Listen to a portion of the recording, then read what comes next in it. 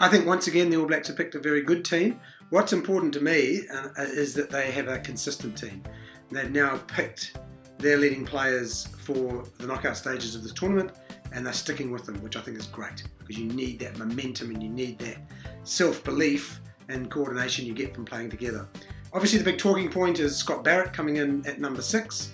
As Steve Hansen said, it's nothing to do with form of Sam Cane. They just want power at the breakdown. They want to be able to smash Underhill and Curry at the breakdown if they need to, and they give themselves an extra option in the line-out.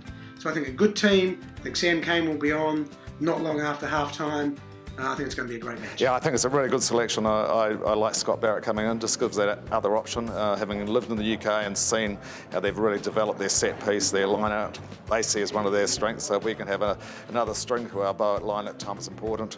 I think his ball carrying ability in Scott Barrett is very good. And when you think about it, he's been the form player in New Zealand rugby in probably the last 18 months. So I'm sure that Steve looked at sort of the autumn last year in terms of what he did when he came on. So I like that, and the guys who played last week have earned the right to play in a semi-final. Once again, Steve Hansen, courageous decision. Sam Cane on the bench, but the bench is a huge part of the game. Like Eddie Jones mentioned this week, 23 members, they're all going to help win. I actually don't think our World Cup experience is going to be that relevant anymore. I think that players that are on the field for the All Blacks have played enough matches at World Cup level, have played enough high pressure test matches. Played the Lions a few years ago. Every year it's Australia and the Springboks. So I think high pressure matches is not the issue.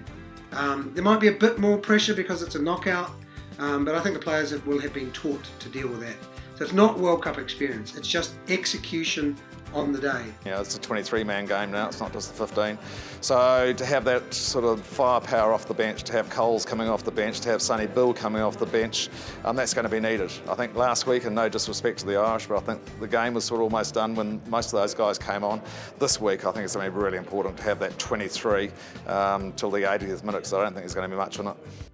Pace and precision, to keep moving the ball at all times, but to be absolutely precise. So cutting out the handling errors, cutting out the errors at the breakdown, and being able to keep the ball in motion the whole time, with backs and forwards running with the ball.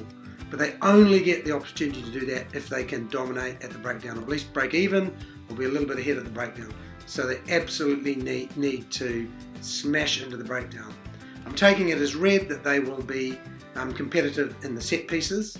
I think England have a small vulnerability in their line-out. They've shown that their line-out can go a bit wobbly at times, so if we can snare a couple of their line-out balls, break even at least, possibly slightly dominate in the scrums, then I think we're set up for success. But it'll be all about that breakdown and all about pace and precision and organisation, and the backs and forwards running together. All Blacks will have to match the physicality of the English pack, but the All Blacks will definitely be up for that. The two pivots are important, Mo'unga and also Farrell, but it will come down to, I believe, a tight battle.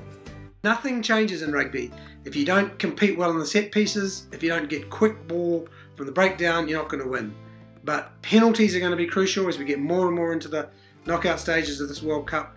Not giving away penalties, which gives away position on the field, or potentially points, is going to be crucial. So I would go so far as to predict that the team that gives away the least penalties will win the game on Saturday. Goal kicking is going to be crucial.